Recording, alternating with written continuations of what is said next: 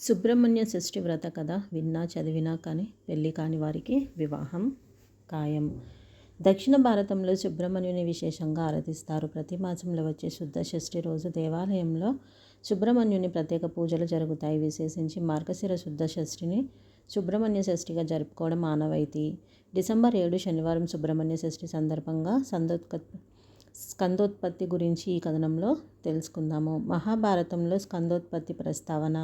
శివుని రెండవ కుమారుడైన సుబ్రహ్మణ్య స్వామిని కుమారస్వామి, కార్తికేయుడు, స్కందుడు, షణ్ముఖుడు, మురుగన్, గుహుడు అనే పేర్లతో కొలుచుకుంటూ ఉంటాము. సుబ్రహ్మణ్యుని ఆరాధనకు ద్రావిడ సాంప్రదాయంలో విశిష్ట స్థానం ఉంది. సుబ్రహ్మణ్య షష్ఠినే చంపా షష్ఠి, ప్రవార షష్ఠి, సుబ్బరాయుడు షష్ఠి, స్కంద షష్ఠి అని కూడా అంటారు. కవిత్రయంగా పేరుగాంచిన నన్నయ్య తిక్కన్న ఎర్రప్రగడ రచించిన మహాభారతంలోని అరణ్య పర్వంలో స్కందోత్పత్తి గురించి వివరణ ఉంటుంది. స్కందోత్పత్తికి నాంది ఇలా జరిగిందో తెలుసుకుందాము. పూర్వం 3 లోకాలను భయభ్రాంతులచే పీడిస్తున్న తారకాసురుడు అనే రాక్షసుని బారి నుంచి రక్షణ పొందుటకై దేవతలు బ్రహ్మదేవుని శరణు వేడారు.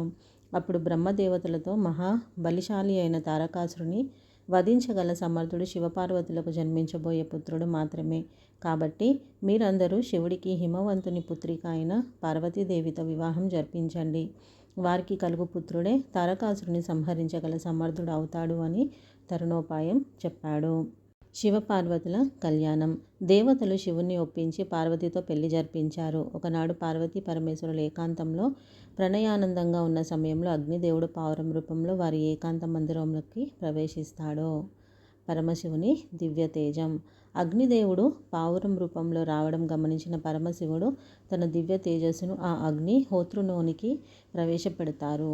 అగ్నిదేవుడు దానిని భరించలేక ఆ దివ్య తేజమును గంగానదిలో విడిచిపెడతాడు.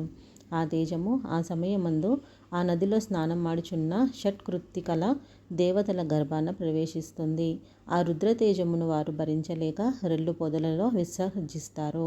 అప్పుడు ఆ దివ్య తేజస్సు నుంచి 6 ముఖాల తేజస్సుతో ఒక దివ్యమైన బాలుడు ఉద్భవిస్తాడు. అంతటా షట్కృత్తికలు ఆ బాలునికి పాలిచ్చి పెంచి పోషించారు. 6 మంది నుంచి ఒకేసారి పాలు తాగడానికి 6 ముఖాలు ధరిస్తాడు సుబ్రహ్మణ్యుడు. అందుకే సుబ్రహ్మణ్యుణ్ణి షణ్ముఖుడానికి పేరు వచ్చింది. షణ్ముఖుని అక్కున చేర్చుకున్న పార్వతీ పరమేశ్వరులు. కుమార సంభవం గురించి తెలుసుకున్న పార్వతీ పరమేశ్వరులు రుద్రాంశ సంభూతునిగా ఆ షణ్ముఖుని అక్కున చేర్చుకొని కైలాసం తీసుకొని వెళ్తారు. ఆ బాలుడు గంగార్భంలో తేజోరూపంలో ఉన్నందుకు గాంగేయుడని షట్కృత్తికలు వానిని పెంచి పెద్ద చేసిన కారణం వల్ల ఇంకా 6 ముఖాలు కలిగి ఉన్నందున షణ్ముఖుడని, కార్తికేయుడని, అతడు గౌరీశంకరుల పుత్రుడగుటచే కుమారస్వామి అని, సుబ్రహ్మణ్య స్వామి అని రకరకాల పేర్లతో పిలుస్తూ కొలుచుకోసాగారు. తారకాసురునిపై సమర శంఖం. కారణజన్ముడైన ఈ బాలుని పార్వతీ పరమేశ్వరులు దేవతలు కోరిక మేరకు కుమారస్వామిగా చేసి దేవతల సర్వ సైన్యాధ్యక్షునిగా నియమిస్తారు. పరమేశ్వరుడు శూలం మొదలైన ఆయుధాలను ఇవ్వగా ఆ జగన్మాత పార్వతి కుమారుణ్ణి దీవించి శక్తి అను ఆయుధాలను ఇచ్చి సర్వశక్తివంతుడిని చేసి తారకాసురునిపై యుద్ధ శంఖారావాన్ని మ్రోగిస్తారు. తారకాసుర సంహారం. సర్వశక్తిమంతుడైన కుమారస్వామి నెమలి వాహనారూఢై 6 ముఖాలు 12 చేతులతో ఉగ్రరూపం దాల్చి 6 చేతులతో ధనస్సులను మరో 6 చేతులతో బాణాలు ధరించి రాక్షస సేనను ఒకేసారి సంహరించాలని తలచి సర్పరూపం దాల్చి రాక్షసులను ఉక్కిరిబిక్కిరి చేసి భీకర యుద్ధంలో తారకాసురుని సంహరించి విజయుడైనాడు. అలాగే దేవసేనతో వివాహము.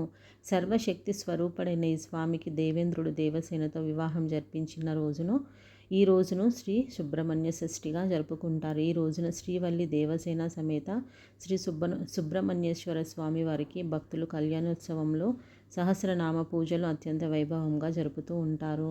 పరమ పవిత్రమైన ఈ సుబ్రహ్మణ్య షష్ఠి పండుగ రోజున స్కందోత్పత్తి కథను విన్నా చదివినా అవివాహితులకు వివాహం జరుగుతుంది. సంతానం లేని వారికి సత్సంతానం కలుగుతుంది. అనారోగ్యంతో బాధపడే వారికి ఆరోగ్యం, భాగ్యం చేకూరుతాయి. ఓం శ్రీ సుబ్రహ్మణ్య స్వామియే నమః. శ్రీమాత్రే నమః.